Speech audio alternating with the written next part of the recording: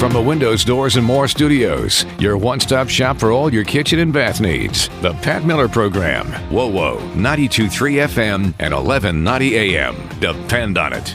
And we are back on this Saturday. Welcome to hour number 2.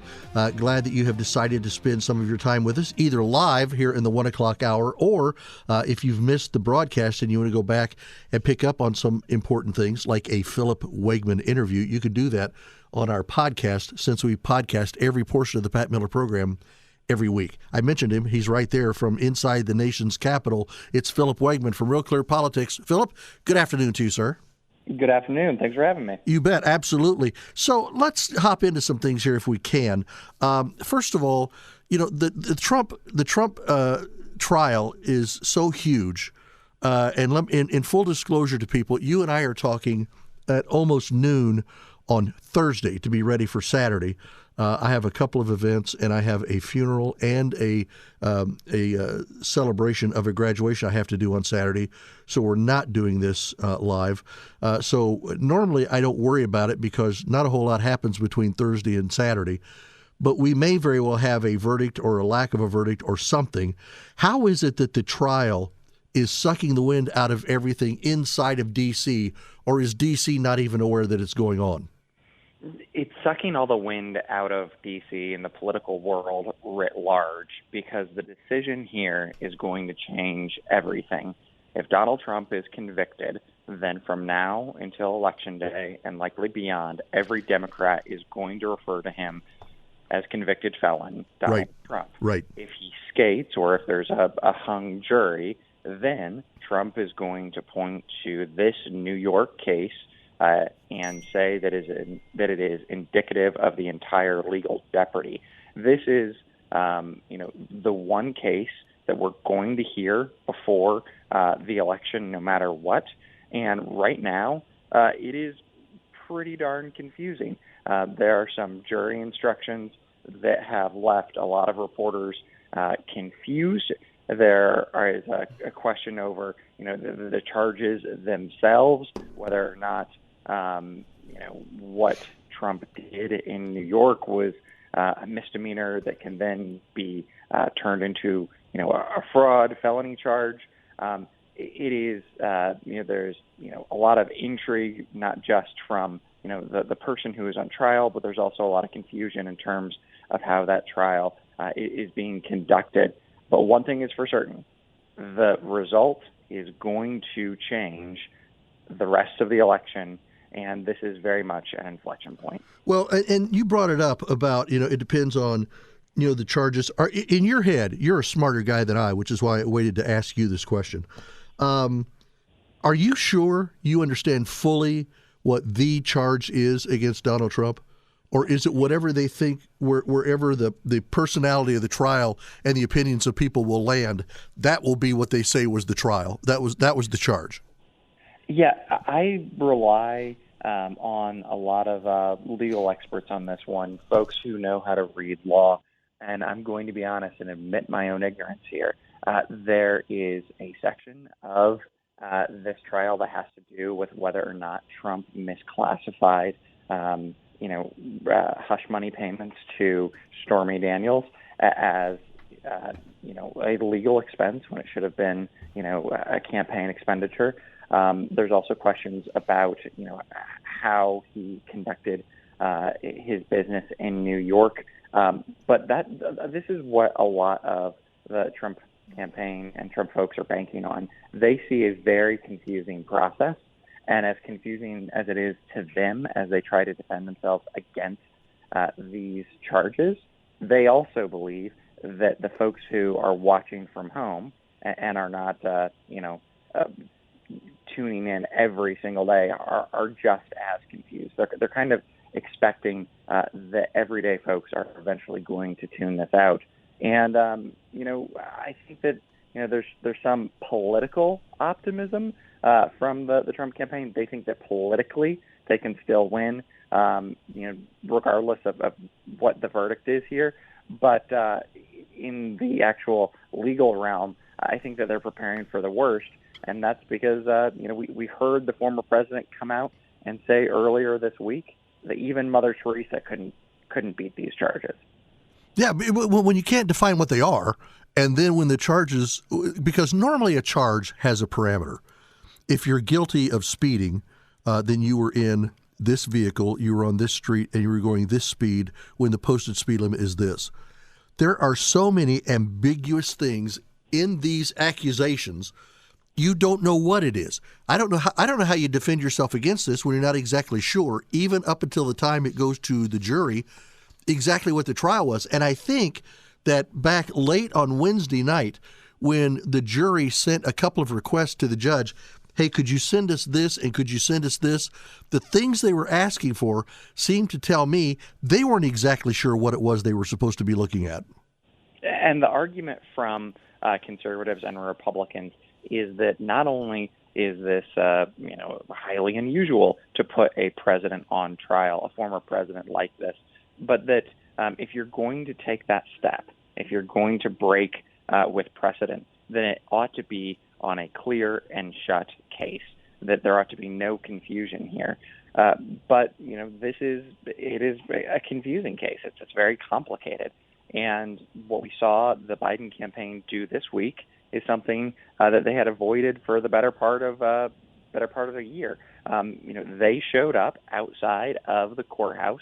They had Robert De Niro there as a surrogate, and they made explicitly political arguments. The reason why they had avoided doing anything surrounding this trial previously is they didn't want to give the impression that President Biden had somehow put his finger on the scales. But when Robert De Niro, speaking on behalf of the Biden campaign, was there and was arguing that if Trump was reelected, democracy as we know it would end, the Trump campaign pointed to that and said, look, they have made it official. This has always been, a lawfare exercise, a favorite term of conservatives on the right. They said that this has always been, a effort to get the former president to, dismiss the Biden's chief political rival. When you view this, everything that's going on with this trial and what's happened, I will tell you that out here in Indiana, you know us pretty well, you're from here, the realization of what's happening kind of waffled in and out. It was big on our radar, and then it kind of waned, and then you're like, oh, yeah, that's right, that trial's still going on, yada, yada, yada. And it's like, it matters, it doesn't matter, it matters, it doesn't matter. We know one thing. If, in fact, Trump is found with some level of guilt, and presumably if they find any guilt, they'll try to make it a felony, that will be huge, and they will be trumpeting that from the rooftops of the Democrats. But if, in fact, he is found basically charged with nothing, will Trump be able to also trumpet the fact that there was nothing there? Or would he be better off just to be quiet about it, just let it go out and start having his rallies? Because the rallies that he has, the rallies that he had this week in the Bronx, holy cow, that ought to be scaring the Democrats to death. Yeah, and Donald Trump is leading Joe Biden right now, even with all of this legal trouble over his head. I don't think that's something that we can dismiss here. But in terms of what to expect next, I would look to Donald Trump's first impeachment over the call with Ukrainian President Zelensky, right, when he was impeached for improperly pausing aid and then later acquitted by the Senate. What did Donald Trump do as soon as he was acquitted? He took a huge victory lap. He argued that the charges were always, insignificant, that this was always politically motivated, and the phrase from the president at the time was total acquittal. So if he is able to, avoid a conviction here, I think that what we will see is that Trump will then make this a regular part of his tour. We will hear constantly about how he beat the charges. And something to remember is that the federal cases that Jack Smith has brought, those are going to be delayed and in all likelihood will not be heard before the election. The case in Georgia over election interference there is not going to be heard before November. So this, in all likelihood, is going to be the only legal case that Trump is going to face before Election Day. And so if it's a good result, he's going to put this out there as if it's indicative of all of the cases. And if it's a bad result, I think that we'll see more of the same from Trump, where he argues that his challenges and his convictions are a result of his enemies going after him because they want to defeat him and his movement. We talk about whether or not it would be right for Trump to go back and try to use this case as something to run on if he's acquitted and reaching back. But isn't it also true that Biden has been reaching back? I saw where he spoke to black voters this week, and he actually said Trump is the same guy who wanted to tear gas you as you peacefully protested George Floyd's murder. Now, if they've got to go back and pick up George Floyd, and I'm sorry that George Floyd was killed, I'm sorry that he died, I'm sorry for all that. I'm also sorry that all the truth about those happenings didn't come out beforehand.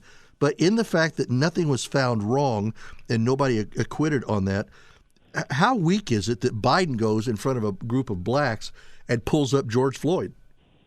Well, so the Biden campaign really wants to make this less of a referendum on the president himself and more of a binary choice between Trump and Biden.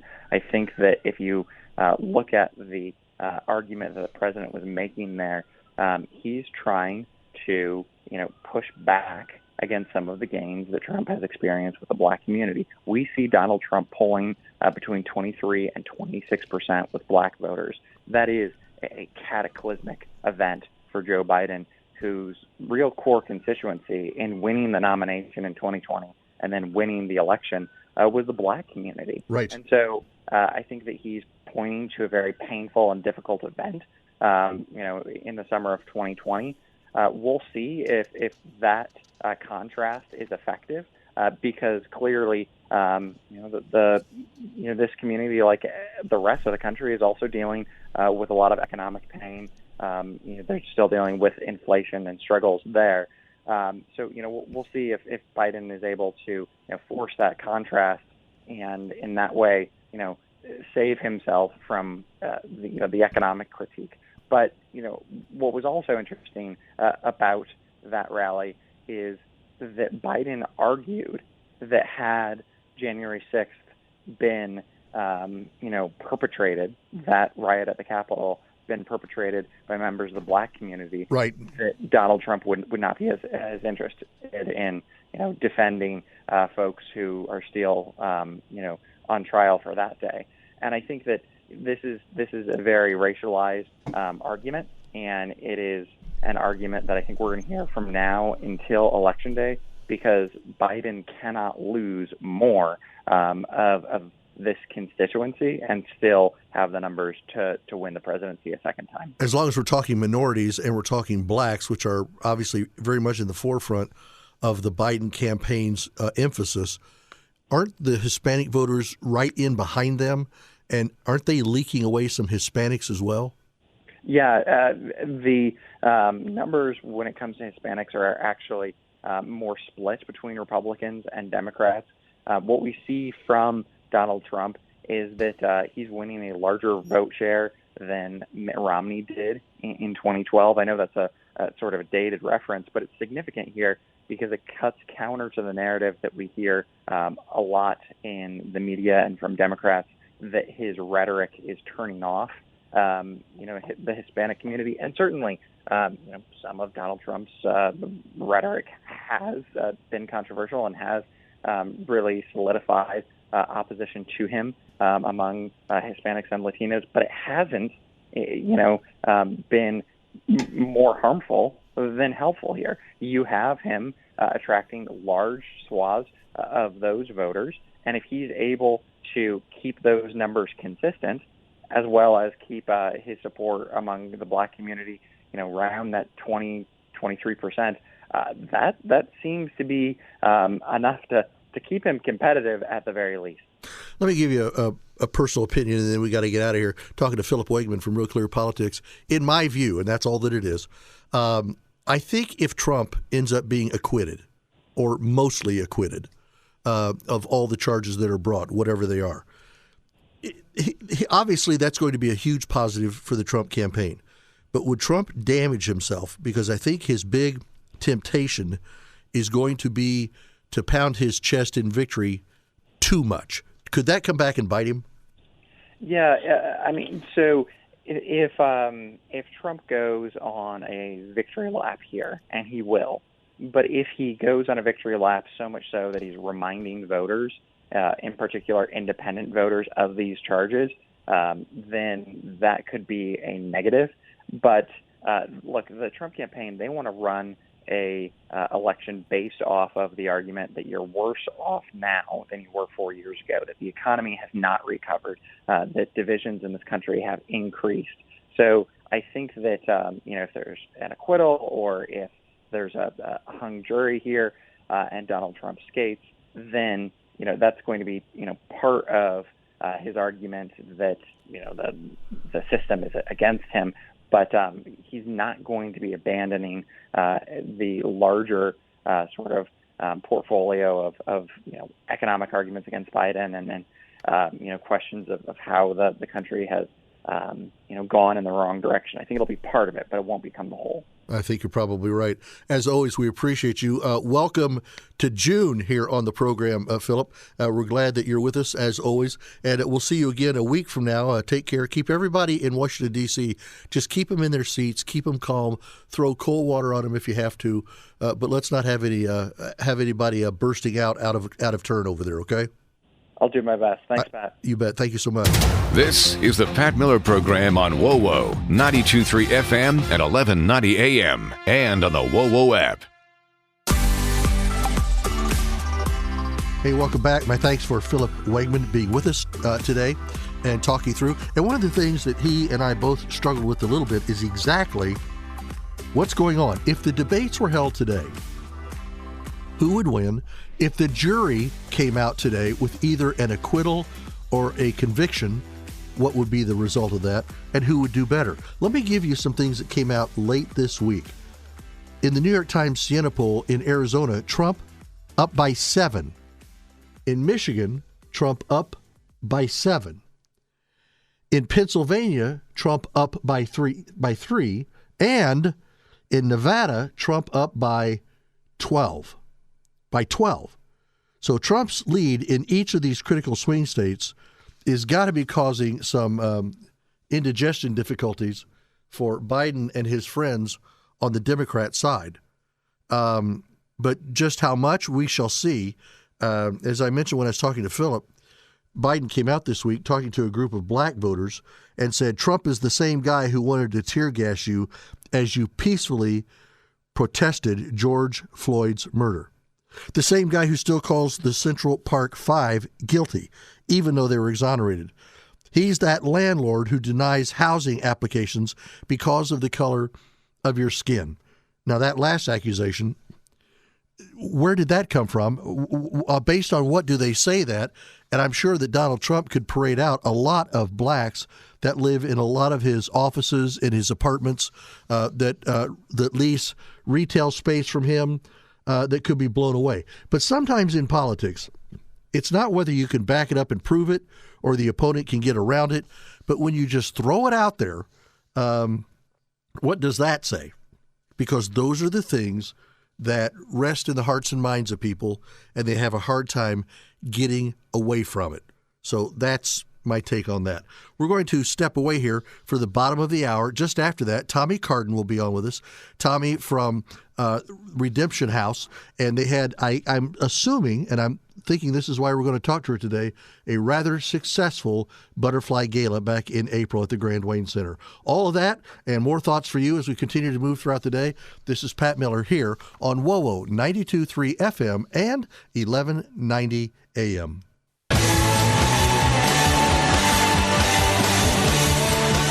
And welcome back here on the Pat Miller program. Welcome to this, the second half of our 1 o'clock hour here on this Saturday. And we're going to bring back someone who's been a guest with us a couple of times, Tommy Carden. And Tommy is with the Redemption House. And we had her on. The last time I had you on, Tommy, you were very, very excited about your upcoming Butterfly Gala banquet that was at the Grand Wayne Center. How did that go? Oh, Pat, it was so wonderful. It exceeded all of our hopes and expectations. It was just an amazing night of celebration for the ministry of Redemption House and honoring the women that we have the privilege to serve. Well, and you say honoring the women. I think it's interesting, just so everybody understands, we're talking about the Butterfly Gala. To you, butterflies are women who have completed the program there, and not only have they completed it at Redemption House, but they've come out flying and even soaring. And I'm taking it that you heard some pretty incredible stories from some of the women that are there with you at that gala. Absolutely, Pat. We have such a privilege of coming alongside women at some of the darkest times of their lives here at Redemption House. You know, they are coming out of incarceration. They're struggling with addiction. Often there are mental health challenges. Their families have been, sometimes devastated by addiction and incarceration. So we come in at what seems like a very dark and challenging time, and then we get to bring women into our homes, and we become family, and we watch recovery take place. We watch families be reunified. We watch women discover their purpose and passion in life, and then they also are working along a recovery journey, overcoming addiction. And then they graduate from our program, and we get to continue to watch them just dominate in life and overcome everything that was meant to tear them down. And it's just a really incredible honor and privilege to be a part of. Well, one of the things that you said to me when I had you on here last time, that you were looking forward to this gala because you said as you celebrate 4 specific butterflies, 4 women who've gone through your program, along with their families, you made the statement to me that there won't be a dry eye on the house. So did you oversell it, or is that the way it turned out? It totally turned out like that. Yes, it was just women who had almost given up on themselves. And then you get to see them, and then you get to see their children, and you get to see them thriving. And it just inspires tears of joy to see with your own eyes just how hard life can be for some people, and yet they have persevered through it. And they have found their faith and their confidence. And yes, it was. There were lots of tears shared that night, but they were all of celebration and gratefulness and thankfulness. In the celebration, and this is just purely me being nosy, but were there some families that, when you have a daughter that goes through some bad choices, they end up in some bad straits, drugs becomes too much a part of who they are, mental health challenges becomes too much a part of who they are, some of them incarcerated. It's difficult to keep hugging those women as a mom and a dad and a brother and a sister over and over and over. Were you able to see that some of the families are well on the way to healing with their own personal butterfly from their family, that they really are pulling it together? Yes, we really do get to see that.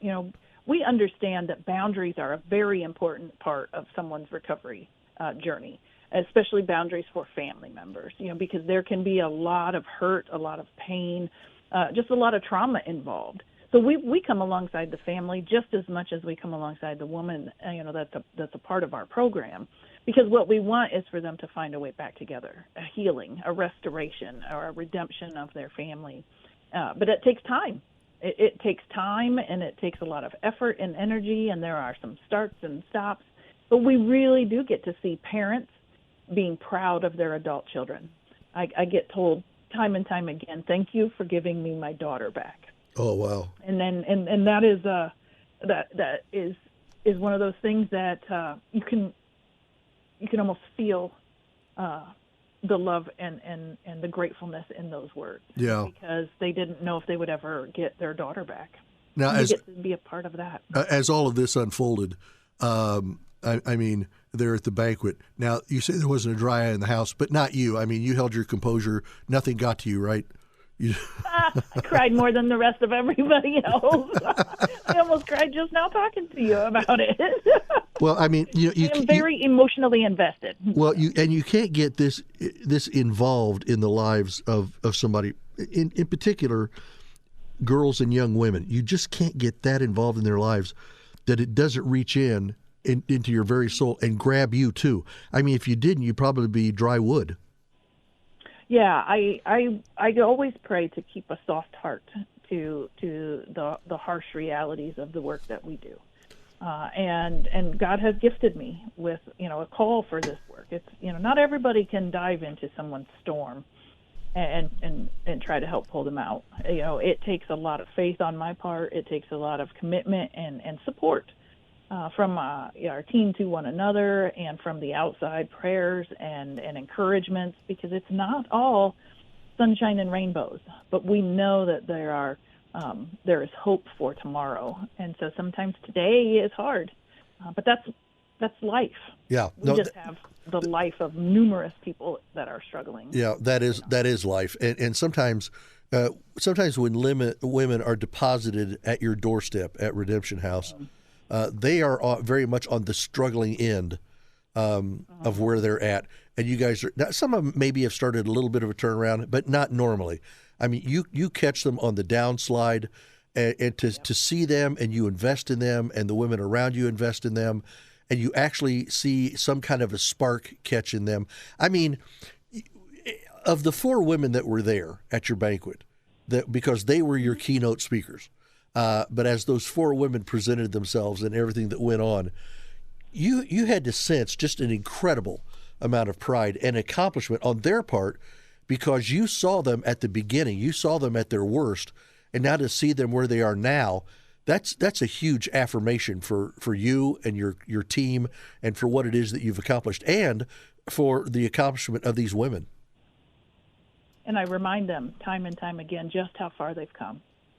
Sometimes you only see the challenges in front of you. You forget to turn around and look and see how far you've come and what you've overcome and how much you've grown, because you're always looking forward at the things you have to work on. And I do have that unique privilege of reminding them, do you remember what it was like when you walked in?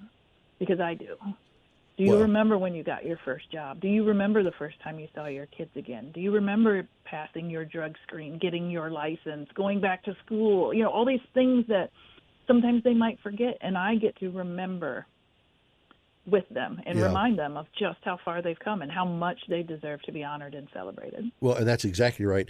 Now, you mentioned to me just before we went on the air, and again, we're talking to Tommy Carden from Redemption House, and if you'd like to find out more about them, you can go to redemptionhousefw.org. That's redemptionhousefortwayne.org.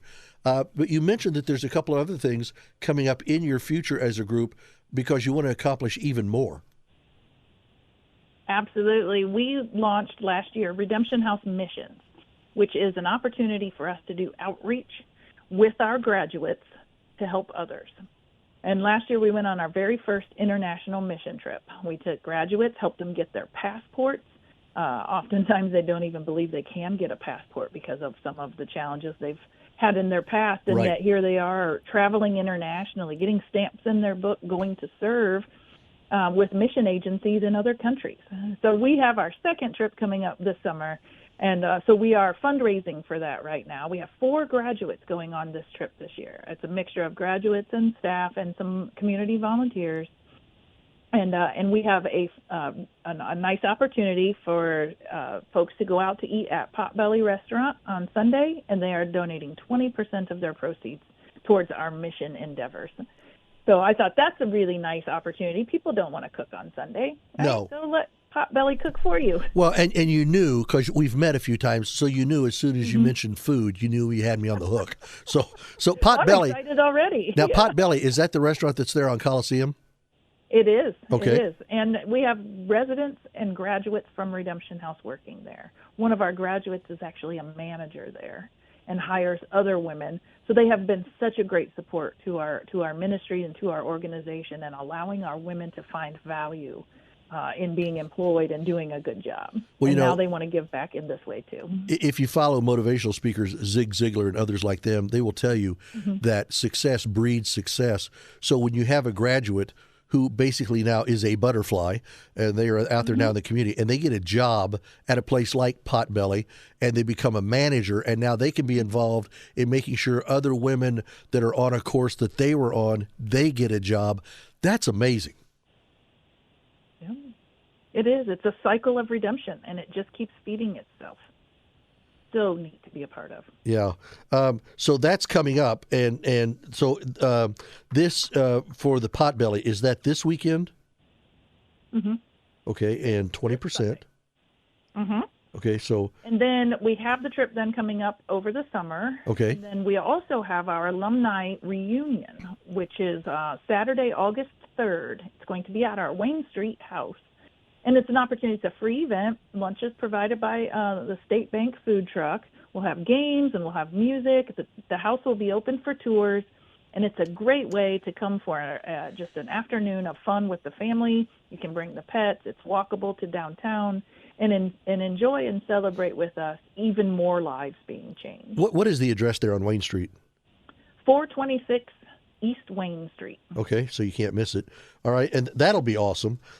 So you've got Sunday, you've got the Potbelly Restaurant, the fundraiser. Go in, and 20% of everything that you spend will go toward everything that happens here at Redemption House. Talk to me about where the ladies that are going with you on your missions trip, where is that trip? Where are you going? We are going down to the Dominican Republic. Okay, which is awesome. We have Jarabacoa, and we're serving with an organization called Missions of Hope. Okay. And we are going to go down and be able to serve in any capacity they need us to be a blessing to the Dominican community. Oh, that's amazing. That really is amazing. Well, listen, blessings on you, and we will keep letting people know about these things. And again, people, Sunday, tomorrow, at the Potbelly Restaurant, get out there for your Sunday dinner. And see, you're going to be blessing the woman in your life, too, because she doesn't have to make dinner now. So you can go in there. Yes, that's a gift, too, isn't it? Yeah, well, see, I look for every angle I can get to go out and get food. And if I say, honey, it's for this and you don't have to cook. For a good cause. It's yeah. exactly right. But then don't forget that they're going to have this alumni night on Saturday, August the 3rd at the Wayne Street house, which is 426 Wayne. And what are the times for that?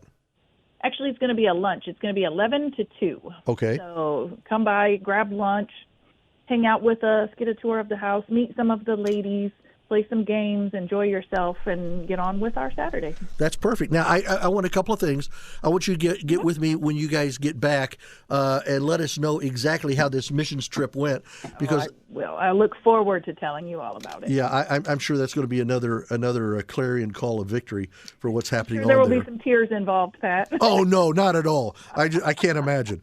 Listen, you've heard her there, and I've got to let her go because she's starting to bubble up a little bit. But Tommy Carden, who's there with Redemption House Fort Wayne, find out more at redemptionhousefw.org. Don't forget, tomorrow, everything that you buy at Potbelly Sandwich Shop there on Coliseum, 20% of everything goes to them. Don't forget, on August the 3rd, on Saturday, August the 3rd, the alumni lunch, and you can go, even though you're not an alumnus, you can go from 11 to 2, enjoy a great lunch, and enjoy a tour of the house, and that's at 426 Wayne. Now, that's not the only house you have. No, we have multiple homes. That's just where this event is going to take place. Yeah, Okay. We have 6 houses now, working on number 7. Are you really?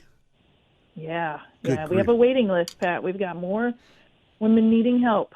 That's why the support of our community is really important, that we can continue to walk this journey out with them, providing them the support and encouragement and accountability they need to keep going. Well, listen, the reason I want to keep having you back is because I think the more that we let the community know what great stuff you guys are doing and how that's going, I think the more people will want to get involved. Obviously, the event that you just had with your Butterfly Gala was amazing. But now, you rejoice with it, but now it's time to move on. You got the missions trip. You got the work still needs to be done. That's it exactly. How many more women are waiting for you? Who knows? But they can't wait for you if you can't come. So we're going to do everything we can to make sure you're there. I appreciate it so much. I enjoy being on with you. Thank you. Tommy, you're amazing. You're an amazing woman, and you do amazing work with amazing women. Thanks so much, and we'll talk to you again soon, okay? All right. Thank you. Thank you. Okay, Tommy, thanks a lot. Hey, you're welcome. And we got our penny pitch in. So Good. Yep. Our application is in. So hopefully, fingers crossed, prayers up that we get to be chosen. That would be such a great honor. Well, if you guys get chosen, I'll push for you. Yeah, I know you will. So, awesome. Okay, we'll be in touch, Pat. All right, thanks. Bye-bye. Thank you. Bye-bye. And that was Tommy Carden, of course, from Redemption House. Remember, you can get a hold of them at redemptionhousefw.org. redemptionhousefw.org, and she'll be back as more of their activities come up along the way. More coming up right after this quick break here on Pat Miller here at WOWO 92.3 FM, 1190 AM. This is the Pat Miller Program on WOWO 92.3 FM and 1190 AM and at WOWO.com. My thanks today in this second hour that we've had Philip Wegman with us, that we had Tommy Carden with us from the incredible organization that she has at the Redemption House and the incredible gala that they had, their Butterfly Gala. Jim Banks comes up after the news here at the top of the hour. But first, I want to go back to where I was at the end of the previous hour with everything talked about by Joseph LeBeau, because he was pointing out that the real crooked record keepers in this trial against Trump are, in fact, the Democrats. They are, in fact, the Democrats. And I read you a little bit of what he said. Let me finish with the last paragraph of the previous portion, and then we'll pick it up and go on. He said, to accept the prosecution's case, you've got to conclude that New York law requires candidates to make business records that violate federal law. Federal law says do this. We're telling you, you should have done that. Not the same. He says the supremacy clause of the Constitution does not allow that. So it is Democrat prosecutors, not the Trump organization, that conspired to falsely characterize the record-keeping issues in this case. Now, these claims of executive privilege to block the release of audio recordings of Biden with special counsel Robert Hur, in his case that should be up before the courts and it is not, in the classified documents probe, this is what it says. That's the case where Biden took highly classified documents from the government while he was a senator and vice president, willfully retained them openly in dilapidated boxes in his garage, then willfully disclosed the classified information to his ghostwriter as part of a lucrative $8 million book deal. Okay, now how can you do that and then you jump all over Trump? Biden's Justice Department declined to prosecute Biden, concluding he would present himself to a jury like he did in his interviews as a sympathetic elderly man with a poor memory, making it difficult to prove a felony that requires a mental state of willfulness. So that what they're saying is, yeah, you're right. He's mentally inept. And so if we had accused him, he would have just come out and said, so I'm willfully inept. In an effort to control the damage from the special counsel's report, the White House and its allies released redacted transcripts of Biden's interviews with investigators, apparently hoping that presenting the cold, written version of Biden's testimony might minimize public fears about his declining mental state. It did not.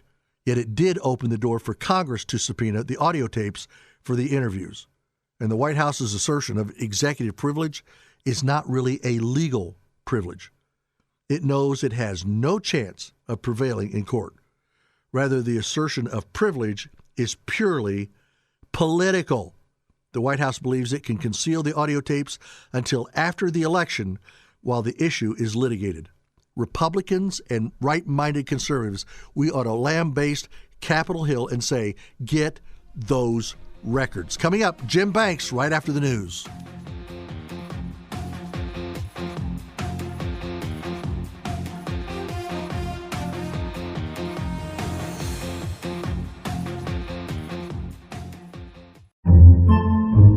Podcasts by Federated Media.